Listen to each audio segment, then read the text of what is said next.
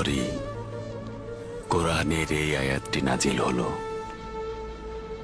হে মুহাম্মদ, আমি আপনাকে বিশ্ববাসীর জন্য রহমত স্বরূপ প্রেরণ করেছি।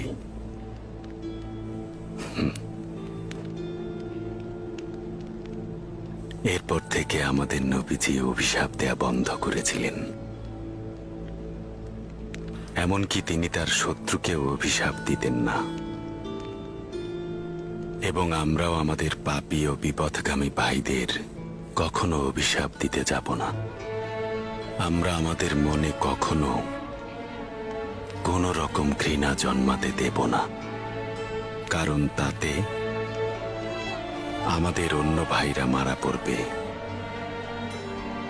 তবে আমরা সকল দুর্বলতাকে আমাদের শক্তিতে পরিণত করব, কিন্তু আমরা কখনোই শয়তানকে আমাদের মনে